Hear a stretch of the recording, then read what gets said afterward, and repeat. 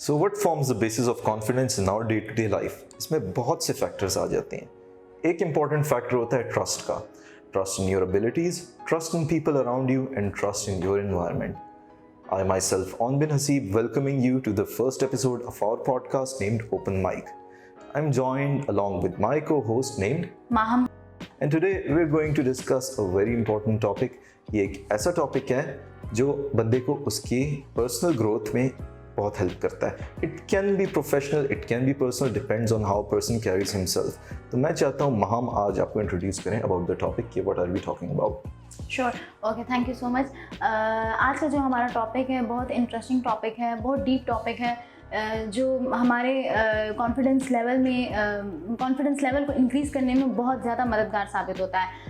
आज के हमारा टॉपिक टाइटल है self confidence is accepting your own weaknesses. मतलब कैसे आप अपनी वीकनेसेस को हाईलाइट करते हुए उनको दूर कर सकते हैं, अपनी सक्सेस के करीब जा सकते हैं। ठीक है, मतलब वीकनेसेस एकदम से ख़त्म नहीं होती, लेकिन उनको क्या आप कैसे अवॉइड कर सकते हैं, कैसे कम कर सकते हैं, तो आज हम उस पर बात करेंगे। यानी हमें एक प्लेटफॉर्म मिल जाए जिसपे हम अपने आप को टेस्ट कर सकें और अपने आप को असेस कर सकें कि हमारे स्ट्रॉन्ग पॉइंट्स कौन से हैं, हमारे वीक पॉइंट्स कौन से हैं, हम उस पर वर्क कर सकें और हमें एक ऐसा प्लेटफॉर्म मिले जिस पे हम इसे फिर प्रूव भी कर सकें how we worked on our weaknesses and how we have overcome them.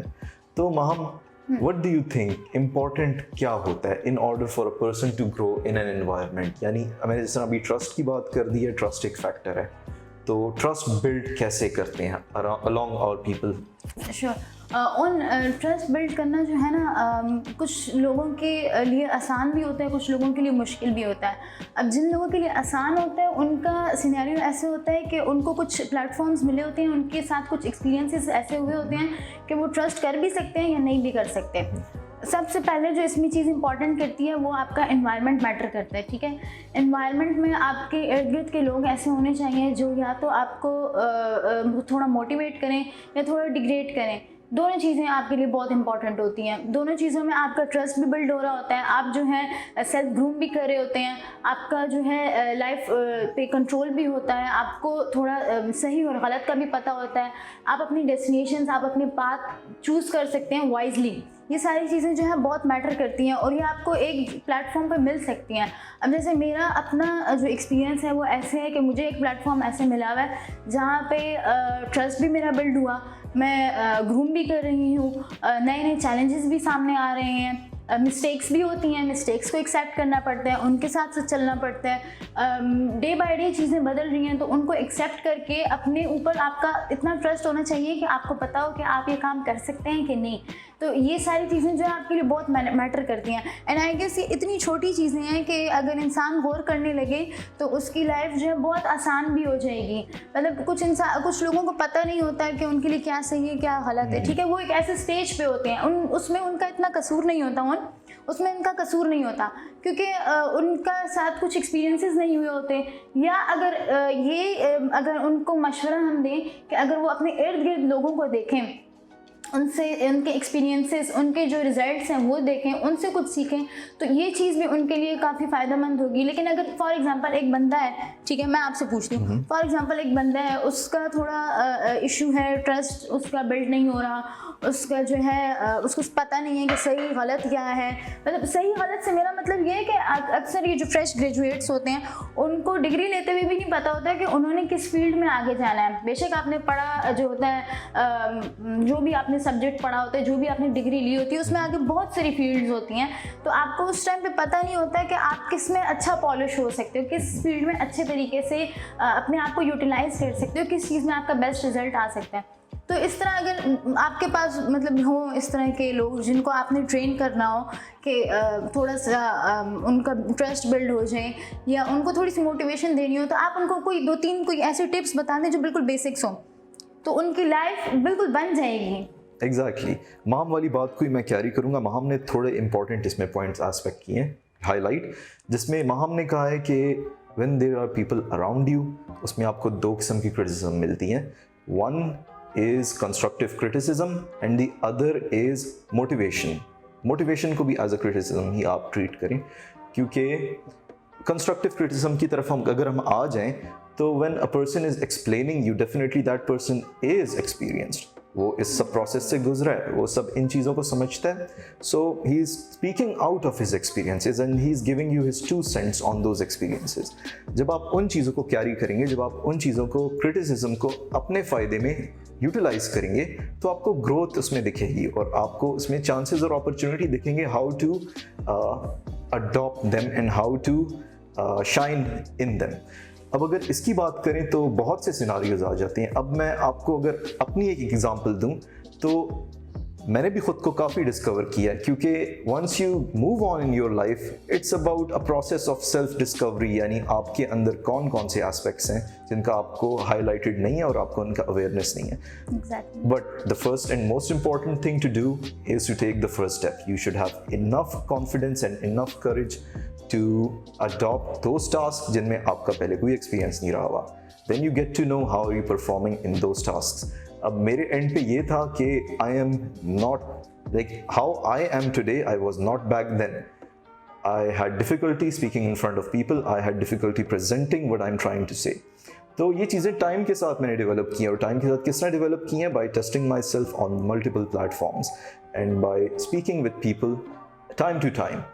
तो I've seen growth, I've seen improvement in my abilities और ये चीज़ है जो मेरे अंदर सेल्फ कॉन्फिडेंस बिल्ड करने में बहुत हेल्पफुल रही है. अच्छा महम, मैं आपसे कुछ क्वेश्चन करना चाहता हूँ. Since I have known you for a long time, I know that you are a confident individual. Thank you.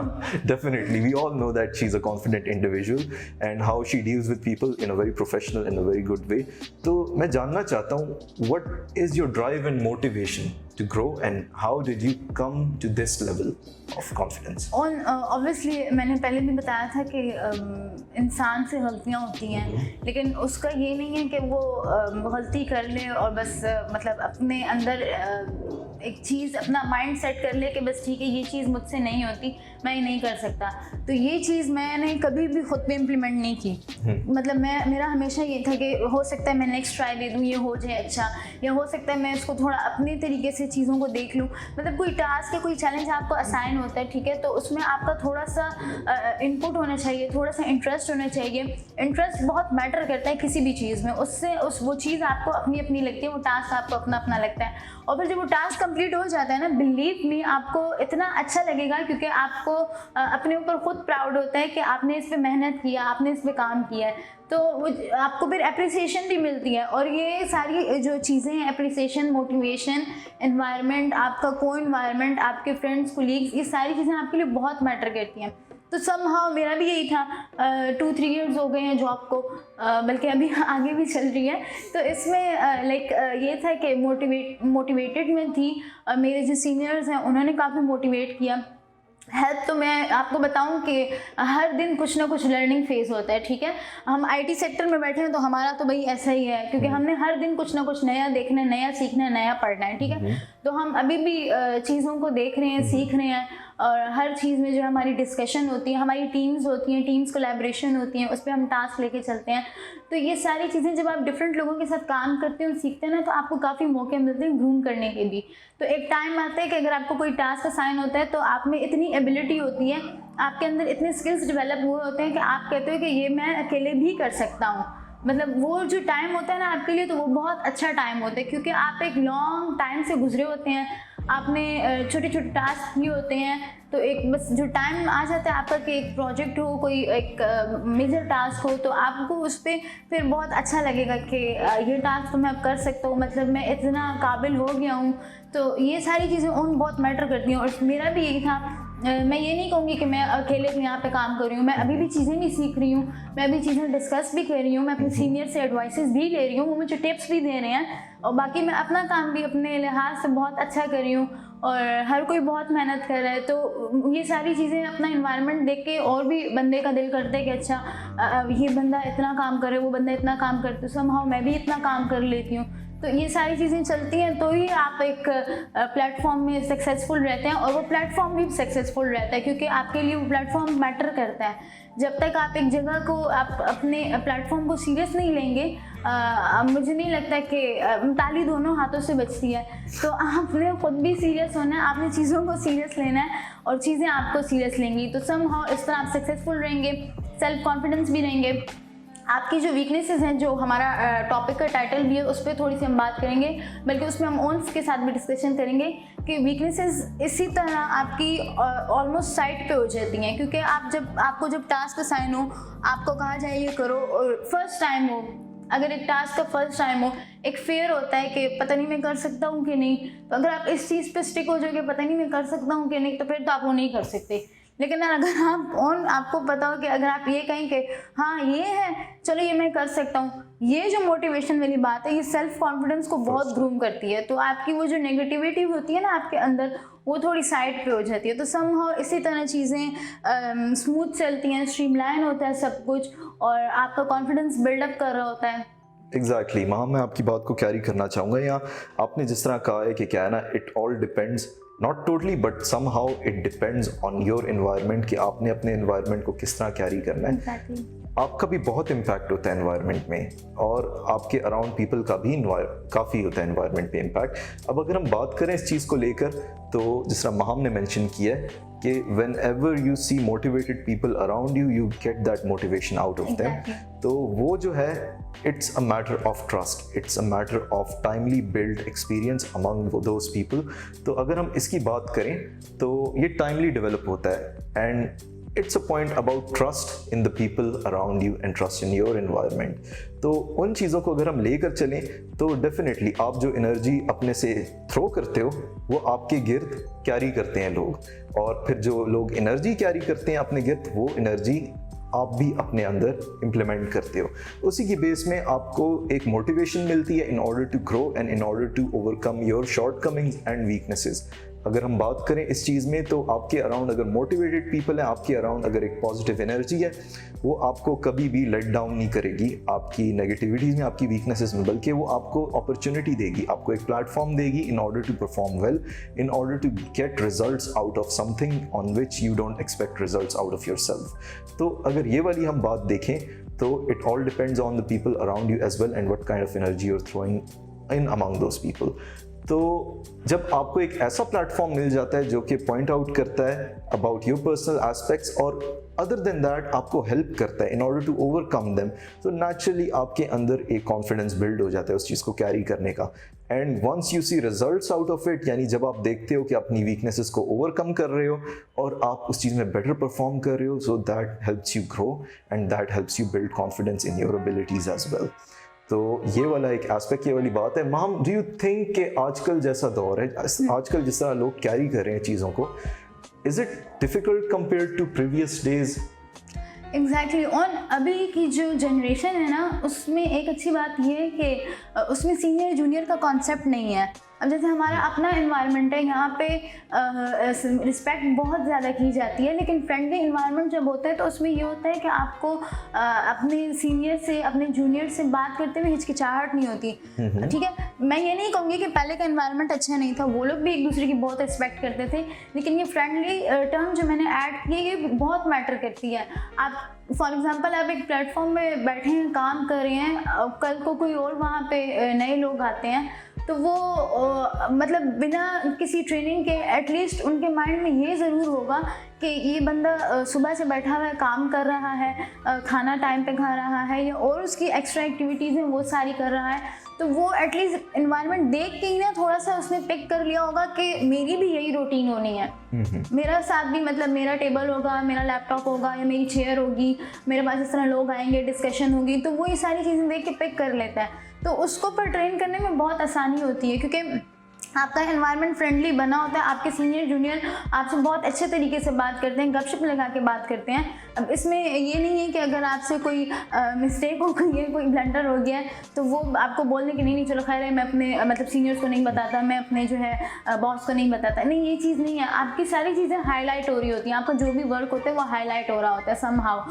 तो उसमें ये होता है कि वो आपको बेटर तरीके से बता सकते हैं कि आप इस मिस्टेक को कैसे रिपीट मतलब ना करें ना, मतलब कैसे उसको ओवरकम कर सकते हैं। तो ये सारी चीज़ें जो हैं बहुत मैटर करती हैं आपके एनवायरनमेंट में। अच्छा, इसमें एक मैंने जो चीज़ ऐड की है वो ये की थी रिस्पेक्ट।